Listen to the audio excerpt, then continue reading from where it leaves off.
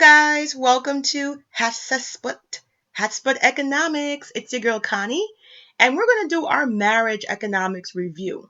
So I'm actually leading up to I was traveling on a plane to Georgia for work, to one of the airports that I manage as an HR director, and I met a really lovely girl. Her name was Tiffany. And she was in first class. The plane was really empty. Unfortunately, my job sends me economy class. I'm not balling like that. And we're just talking, in the lobby, and we're just talking about her engagement ring. I'm telling her I'm a gemologist, I'm GIA trained, saying her ring is absolutely stunning, blessings. And we struck up a really good conversation. So this page is about economics and finance for economic empowerment and financial freedom for women of color. And I'm often surprised, I'm going to keep saying it, how many women of color really don't understand how much marriage impacts everything. And, it's something that I think a lot of other women understand. But when it comes to Black women, we're so disconnected. And no one's talking about, oh, just get married for money. It's not about that. It's about economics, meaning that you should marry somebody who matches your ambition or somebody that's going to push you to the next level. It has to be a balance and not just marrying somebody because they're cute or they got a nice booty or they have a nice eggplant or they like your butt. It can't just be about that. So right here, I have this great article from the New York Times, and it's called How Did Marriage Become a Mark of Privilege? You're probably like, what the hell? So before I even get into the article, African Americans have one of the lowest marriage rates in America, African American women. And a lot of people don't realize how much economics is attached to who you marry. I don't know how else to say it. It's really attached. And perhaps that's why we see such a strong, constant poverty rate. That's why we see such challenging statistics. I call them CC, consistent challenges, because we don't really pay attention. I've talked to plenty of Black men about this subject, and a lot of them will say, well, marriage is not important, marriage is not needed, marriage is not necessary, but they want to get you pregnant. No offense.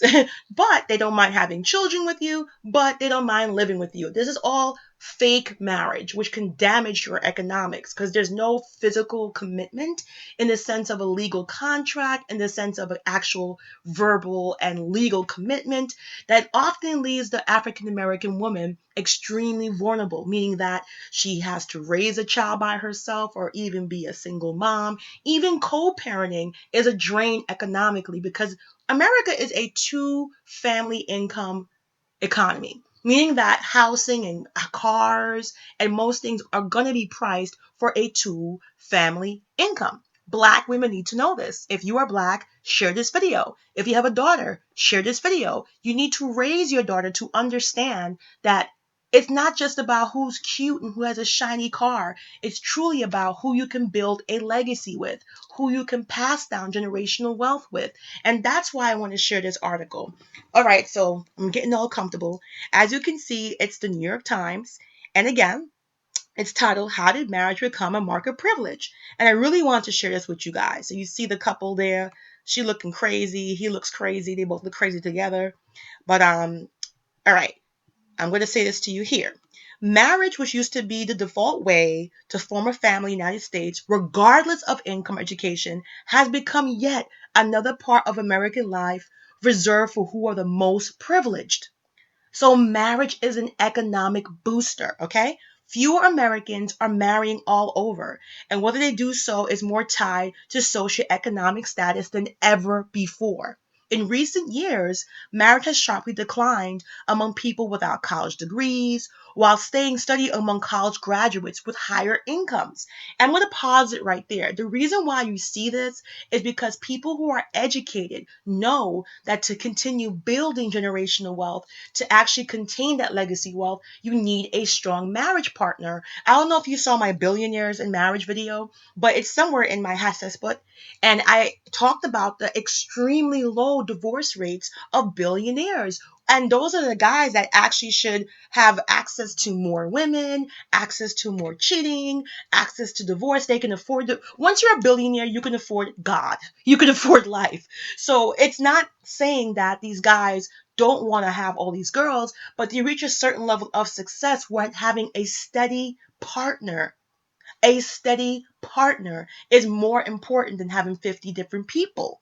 So that's why you're going to see, even when they get divorced, they're quick to marry someone. And when they remarry, the richest of the rich normally get somebody very close to their age range. They rarely get the 20, 30-year-old, younger than me crap.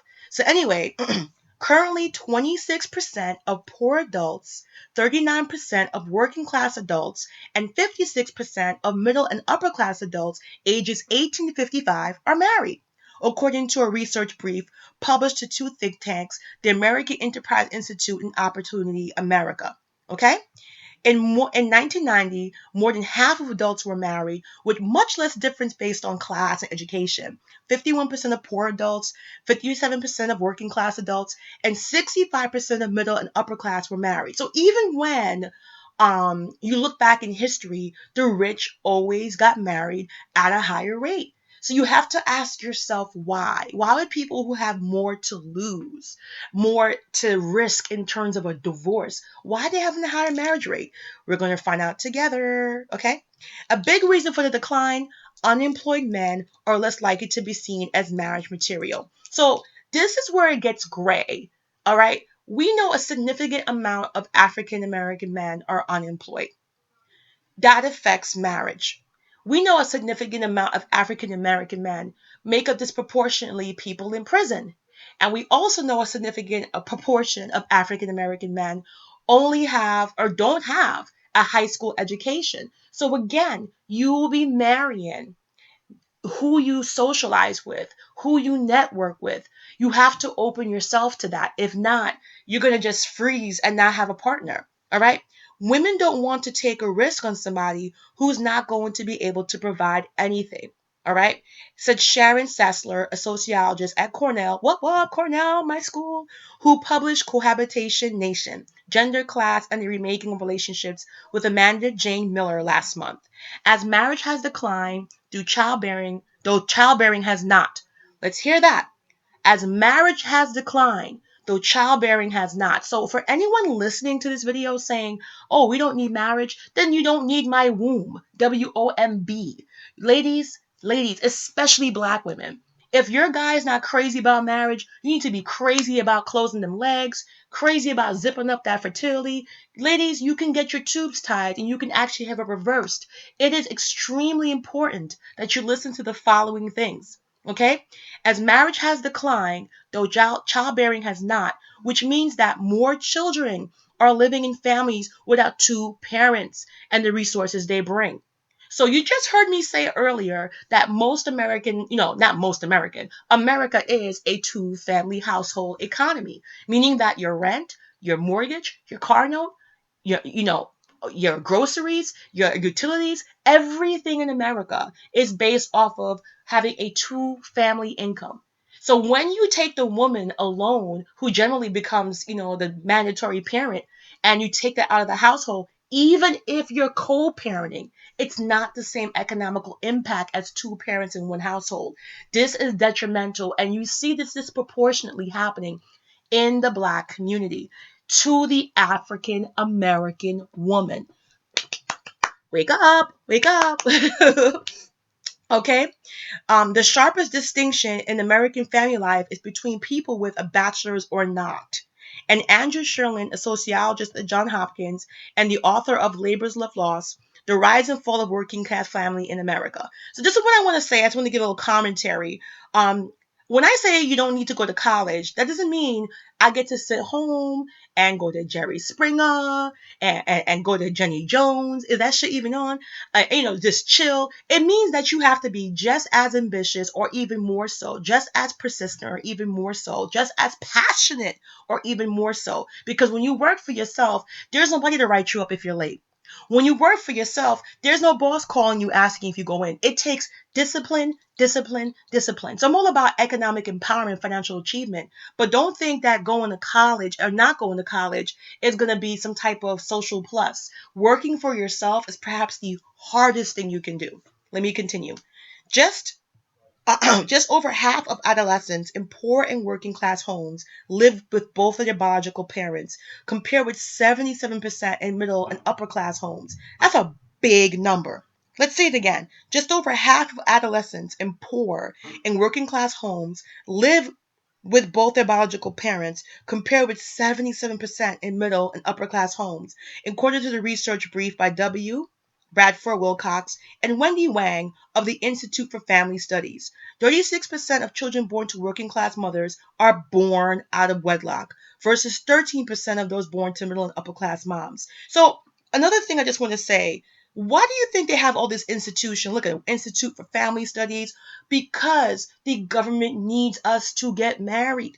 The government wants us to pay a certain amount of taxes. The government wants us to accrue a certain amount of wealth so we can impact the economy. 70% of America's GDP comes from the taxes we pay. Let's say it again.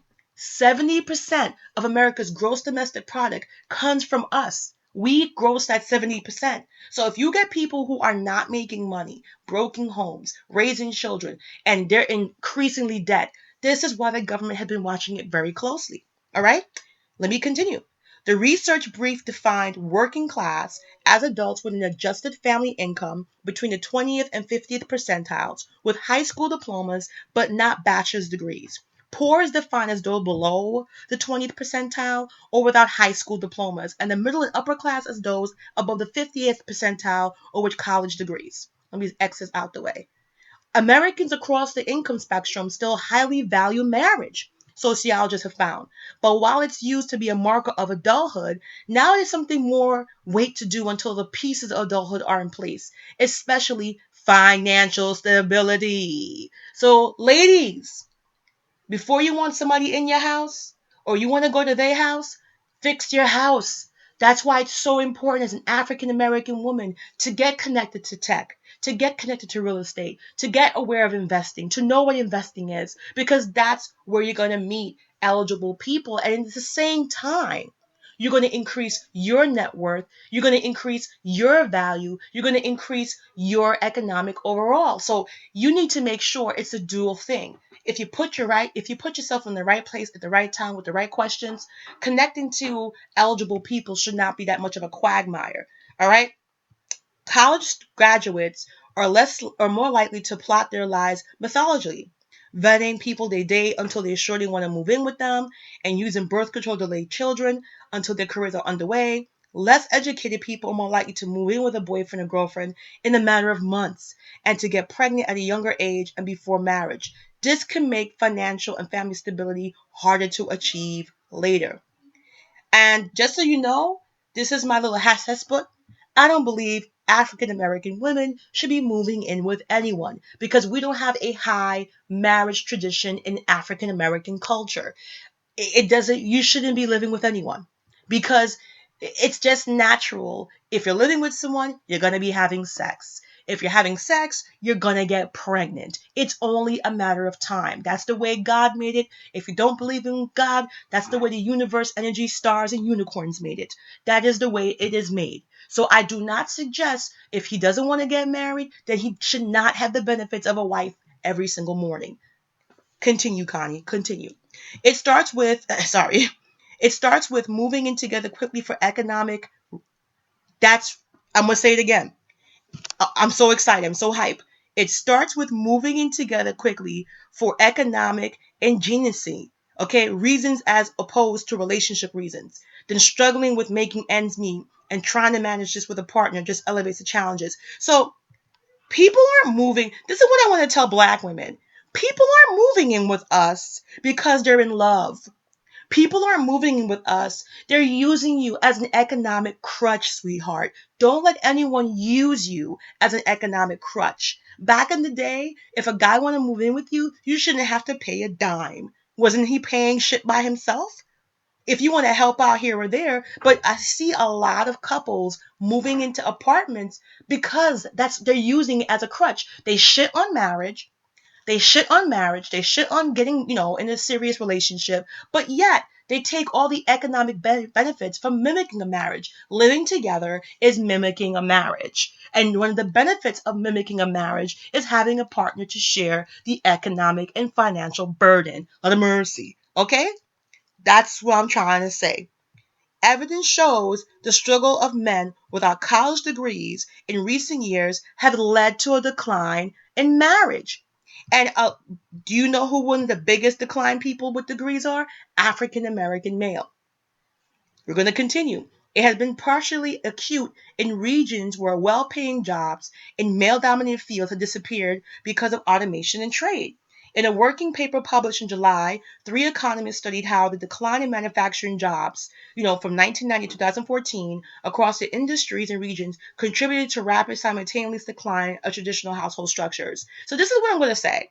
This might sound really fucking evil, but if you can't afford to get married, don't. If you can't afford to live a life together, don't. Because you're going to end up divorced. The number one reason for divorce in America is finances. So if you're not even able to maintain a basic life, don't drag marriage into it, because marriage is a magnifier. Marriage is a magnifier. Marriage is a magnifier. If you have anything great, it'll make it greater. If you have anything challenging, it'll make it more challenging. If you have anything horrible, unfortunately, it'll make it more horrible. So whatever goodness you're hiding and the cute stuff you put on Facebook, we don't care about that. But whatever's going on behind closed doors, it's only going to get worse. So you got to make sure that you're marrying for the right reasons and not for the bad ones. Now, I just want to do a pause here. If you got two ambitious people who are poor, but they're dead serious on building ambition and building goals, that's not the same as poor. Okay, I have this little theory about broke versus poor. Poor is somebody that is in a situation, and they're never going to get out of it. They're poor. Broke is someone who has money, but they don't have money right now. They're just broke. But it means that, okay, I'm normally not broke. I'm going to have money, or I'm going through a change. A lot of people don't like to say I'm poor. It's almost insulting. They're more comfortable saying I'm broke. But if you're constantly broke, if you're constantly don't have money, I'm sorry, sweetheart. Woo, woo, woo. You are poor. And I think it's good to claim your poverty, because it doesn't sound good, does it? It doesn't sound good. It doesn't feel good, right? I'm poor. It doesn't sound good. It's so much trendier to say I'm broke and brag about how broke you are. But it's not good. It doesn't roll off the tongue as sensual as broke, poor. Like, you got to make your mouth like a poor. You got to make your mouth like a little whoa, whoa, like poor. That's not sexy. But the reason why I'm saying to own that poverty, own that poorness, is because you're gonna want to get the hell out of it. Poor is uncomfortable. Poor doesn't feel good. Poor is not sexy. Poor is not trendy. So if you actually acknowledge your economic surroundings, if you look around you and say, I'm poor, probably that'll push you and compel you to get out of that bracket. But if you hang on to things like I'm broke and I'm broke, and all these payday jokes and all these payday memes, it kind of normalizes that. So that's not cool. That's not cool. Let me continue the article. Researchers found in corresponding increases in births to unmarried mother, okay? The decline in marriage was not offset by more couples living together. A bad economy lowers the cost of having bad values, substance abuse, engaging in crime, not looking for a job right away. All right?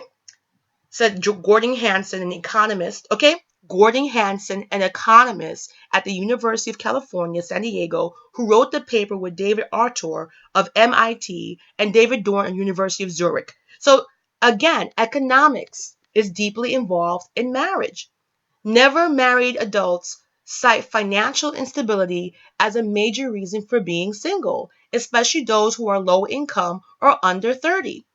According to a new Pew Research Center study, most men feel it's important for a husband to be financially provider, especially men without college degrees, according to another Pew survey. Women meanwhile, have learned from watching a generation of divorce that they need to be able to support themselves. And many working class women aren't interested in taking responsibility from a man without a job. They say if he's not offering money or assets, why make it legal? Said June Carburn, a law professor at the University of Minnesota and the author with Naomi Chan of Marriage Markets, How Inequality is Remaking the American Family. While research say it's stability, not marriage license, that matters for children, American couples who live together but don't marry are generally less likely to stay committed. Let's say it again. While researchers say it's stability, not marriage license, that matters for children, American couples who live together but don't marry are generally less likely to be committed. So this is why it's not good for you to live together, because it sets the tone low. It brings all the bad habits from past relationships. It's kind of like when you get your brand new pair of white Jordans. And if you wear them white Jordans the whole year and somebody steps on them, you might kiss your teeth and be like, hey, yo, and you keep going. But if you just took out these fresh, crispy Jordans, these fresh, crispy Jordans out the box, and somebody dares to even look at it and step on the shoelace, you might punch that mofo in the face.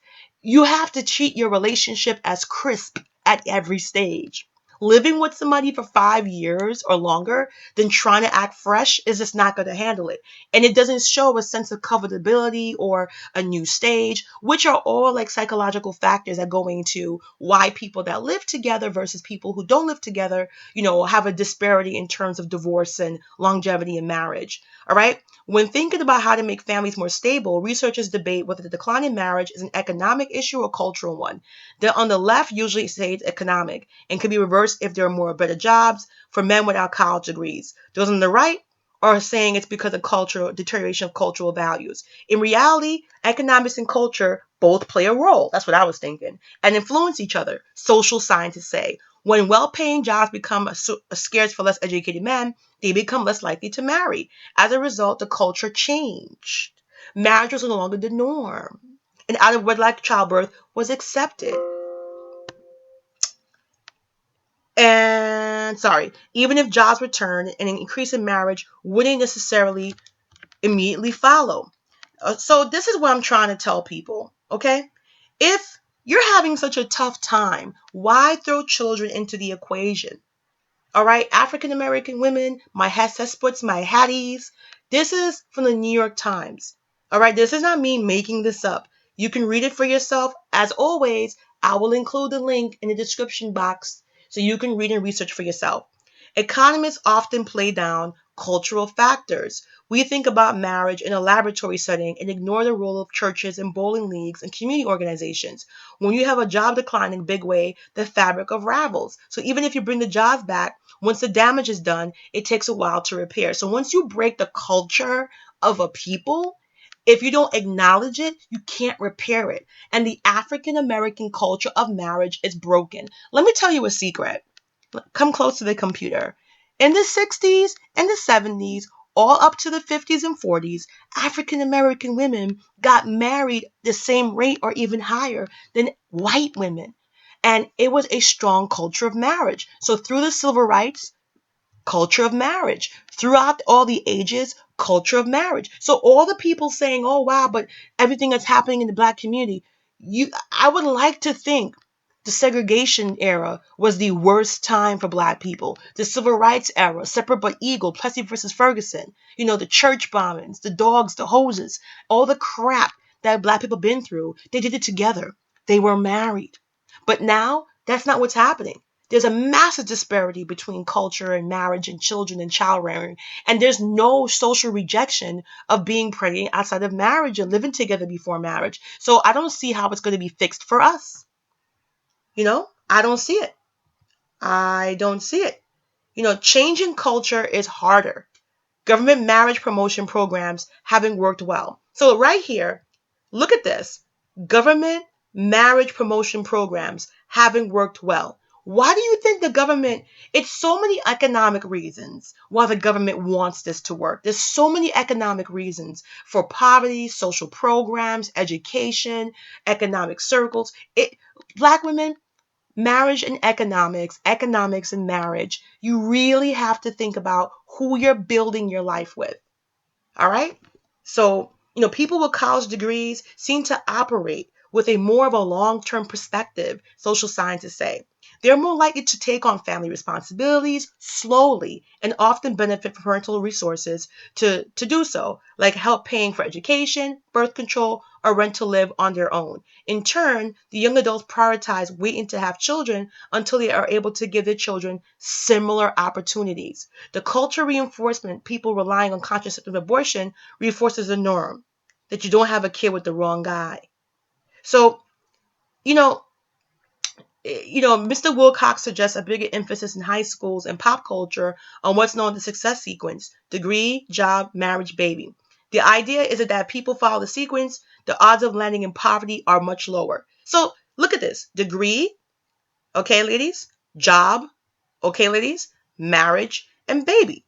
So if you are getting your degree and you're getting your job, you're going to meet your spouse, prospective spouse, in those areas, in those circles.